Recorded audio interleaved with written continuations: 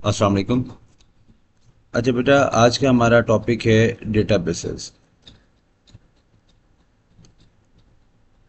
अब ये आपके P2 का सबसे इजीएस्ट टॉपिक है। सिर्फ एक बार अगर आप लोगों को इसकी अच्छी सी अंडरस्टैंडिंग मिल जाए तो जितने मर्जी क्वेश्चन रिलेटेड टू डेटाबेस आपको मिल जाए, आप लोग इजीली उसे सॉल्व कर सकोगे।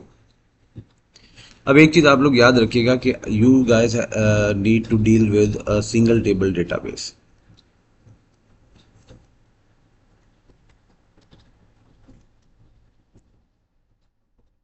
ये एक टेबल है, हमने सिर्फ एक टेबल को ही इसमें डील करना होगा।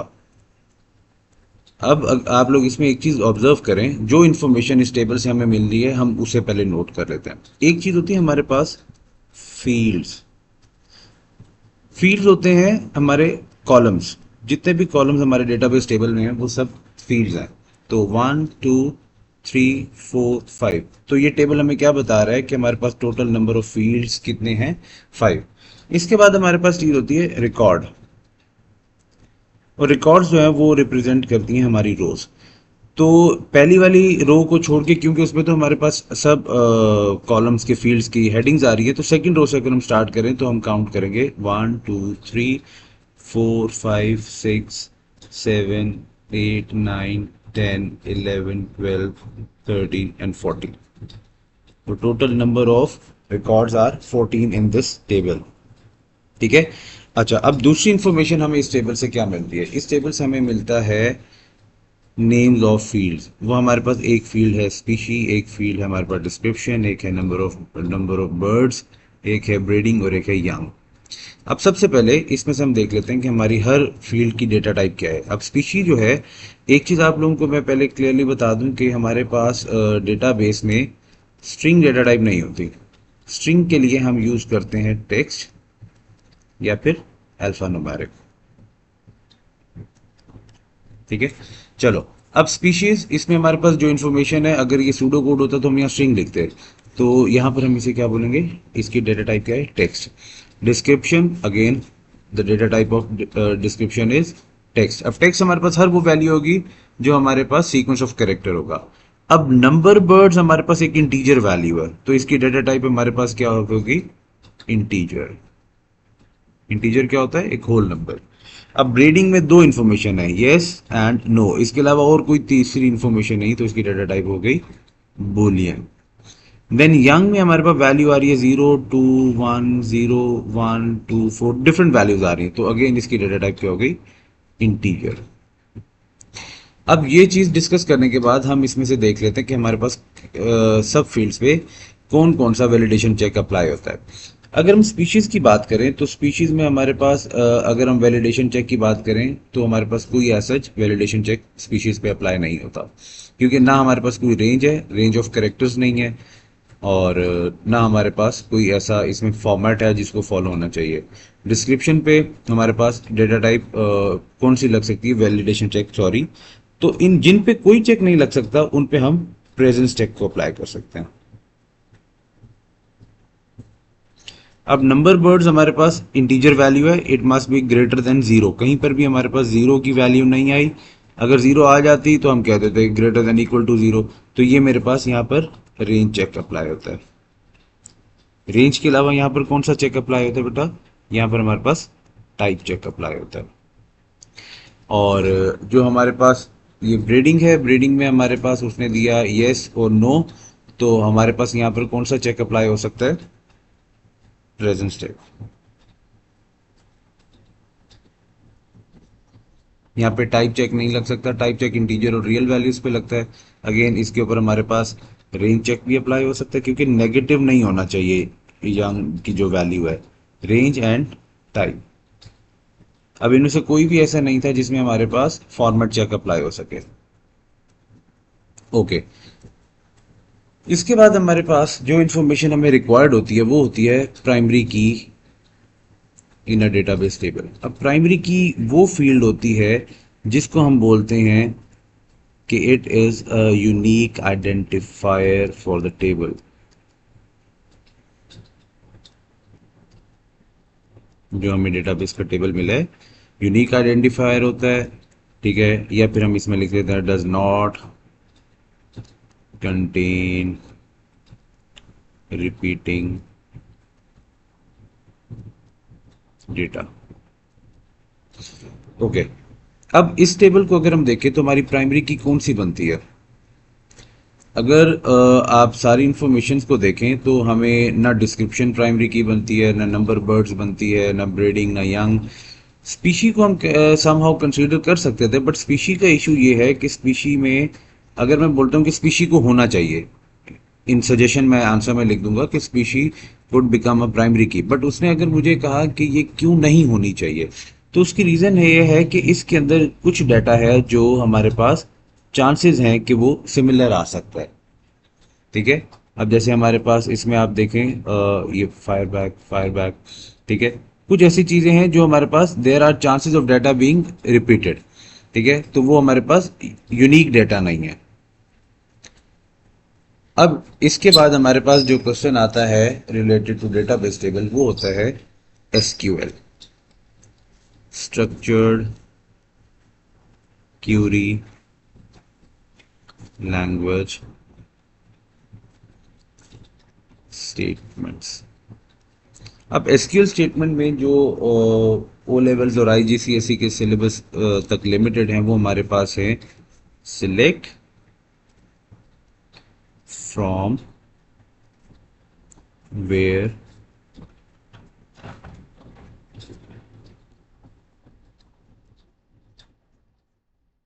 order by and sum and last one is count। अब सिलेक्ट जो हमारे पास इसमें कमांड है, सिलेक्ट के आगे हमने इस स्टेटमेंट में हमें क्या मेंशन करना होता है, हमें नेम ऑफ फील्ड मेंशन करना होता है टू आउटपुट।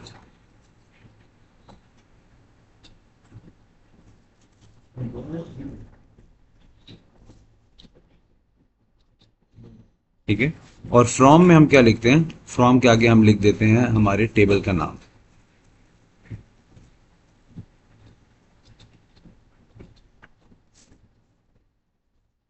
वेयर में हमारे पास हमारी कंडीशन आ जाती है जो कि किसी न किसी फील्ड पे अप्लाई होगी। ऑर्डर बाय में हम बेसिकली सॉर्ट करते हैं डाटा को इन ईदर असेंडिंग और descending order of some field. तो हम पहले फील्ड का नेम दे देते हैं और उसके बाद हम अगर हम कुछ नहीं लिखते तो दिस टेल्स के हमारे पास जो आउटपुट होगा वो असेंडिंग ऑर्डर में होगा। For descending we need to mention DESC। अब सम की जो हमारे पास स्टेट में वो कमांड है, ये यूज होती है with select, select sum. Same way हमारे पास काउंट भी सिलेक्ट काउंट के साथ यूज होता है। अब ये कैसे यूज होता है इसे हम डिस्कस कर लेते हैं। तो फॉर एग्जांपल अगर मैंने किसी एक फील्ड के अंदर मेरे पास मार्क्स पड़े हैं स्टूडेंट्स के, ये मेरी फील्ड नेम था, इसके अंदर मेरे पास मल्टीपल स्टूडेंट्स के मार्क्स पड़े हैं। अब मैं ये चेक करना चाह रहा हूँ कि टोटल मार्क्स सब बच्चों के क्लास के कितने हैं। तो मुझे क्या लिखना पड़ेगा, सिलेक्ट सम और ब्रैकेट में उस फील्ड का नेम दूंगा जिसमें पड़ी वैल्यूज को मैंने टोटल करना है। तो फील्ड का नाम क्या हो गया, मार्क्स। अब अगर मैंने इसके अंदर काउंट करना होता कि ये कितने स्टूडेंट्स के मार्क्स हैं, नंबर ऑफ रिकॉर्ड्स मैंने काउंट करने होते, तो मैं इसे लिखता सिलेक्ट काउंट और ब्रैकेट में मार्क्स। तो ये मुझे क्या आउटपुट करता, अब मेरे पास फॉर एग्जांपल यहाँ पर नंबर ऑफ रिकॉर्ड्स कितने हैं, 1 2 3 4 5 6 7, तो ये मुझे आंसर देता 7 और सम मुझे वैल्यू देता टोटल। अब फॉर एग्जांपल लेट्स एज्यूम कि इसके अंदर जितने टोटल वैल्यू जितनी वैल्यूज पड़ी थी उन सब का टोटल था 197, तो ये वो वैल्यू मुझे रिटर्न कर देगा। तो आई होप आप लोगों को सम एंड काउंट का कॉन्सेप्ट क्लियर हो गया। अब हम इसी टेबल से रेलिवेंट एक क्वेश्चन ले लेते हैं और उसे डिस्कस करते हैं। Okay, let's look at this question. अब ये क्वेश्चन है, right the output that would be given by this structured query language statement select. अब हमने क्या चीज इसमें ऑब्जर्व करनी है कि वो हमसे आउटपुट क्या करने को बोल रहा है। जो जो हमारे पास फील्ड्स के नेम सिलेक्ट में आएंगे हमने वो उन्हें आउटपुट करना है, उनको डिस्प्ले करना है। From pheasant list where number birds is greater than 6। तो हमने अब इस टेबल पे से वो सब इन फील्ड्स को देखना जहां पर नंबर बर्ड्स हमारे पास ग्रेटर देन 6 है, वहां पर हमने स्पीशीज और डिस्क्रिप्शन को कर देना। अब फ्रॉम में तो हमें पता है कि ये डेटाबेस टेबल का नाम है और ऑब्वियसली हमें एक ही टेबल गिवन है, तो अब हम इस टेबल पे चले जाते हैं जो हमने यहाँ पर एज एन एग्जाम्पल लिया था। अब हमारे पास नंबर बर्ड्स ग्रेटर देन 6, यही था ना, number birds, yes, greater than 6। अब नंबर बर्ड्स के कॉलम में आ जाए और अंडरलाइन करें उन सारी वैल्यूज को जहां पर हम नंबर बर्ड्स हमारे पास ग्रेटर देन 6 है, 1 एंड 2। ये दो हैं हमारे पास रिकॉर्ड्स जहां पर नंबर बर्ड्स ग्रेटर देन 6 हैं। अब उसने कहा था उनका आप स्पीशीज एंड डिस्क्रिप्शन, अब हमारे पास जो सिलेक्ट में गिवन था वो क्या था, सिलेक्ट में उसने बोला था स्पीशीज एंड डिस्क्रिप्शन हमने देना है।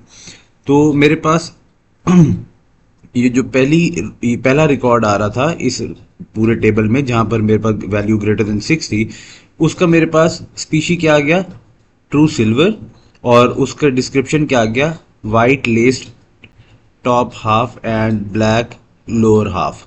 ठीक है, अब ये दोनों चीजें मैंने क्या कर देने, आउटपुट कर देना।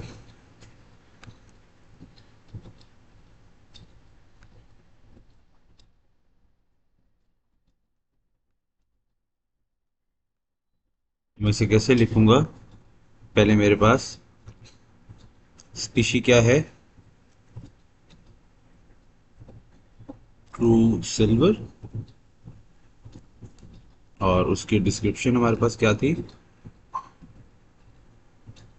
Yes, true silver white लेस्ड top half, space देके वाइट लेस्ड,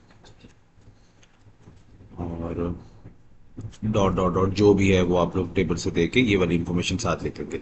अब हम सेकंड रिकॉर्ड देखते हैं जहां पर हमारे पास नंबर बर्ड्स जो है वो ग्रेटर देन 6 है। अब सेकंड रिकॉर्ड हमारे पास कौन सा है, सेकंड रिकॉर्ड था हमारे पास ब्राउन ईयर्ड, जहां पर था brown with year Tufts.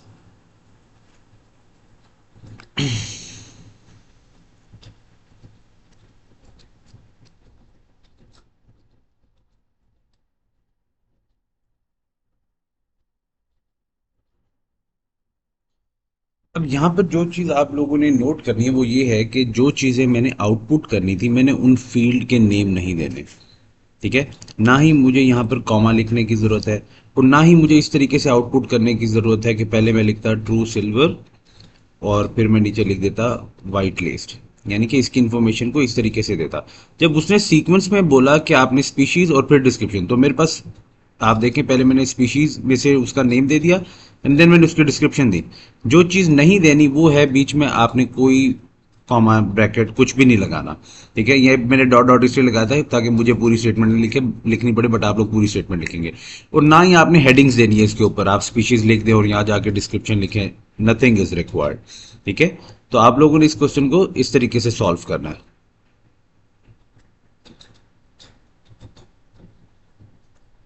Okay, let's move to the next question. अब यहां पर उसने बोला है complete this SQL statement to display, अब बात आ गई डिस्प्ले की, all the species of pheasant where the birds are breeding and there were no young born this year। ठीक है, अब सिलेक्ट में मैंने क्या किया, उसने कहा कि to display all the species of pheasant where the birds are this and there were no। अब मेरे पास जो डिस्प्ले करने का क्राइटेरिया वो क्या था, मेरे पास स्पीशीज, तो मैंने लिख दिया सिलेक्ट स्पीशीज फ्रॉम, मेरे पास टेबल का नाम था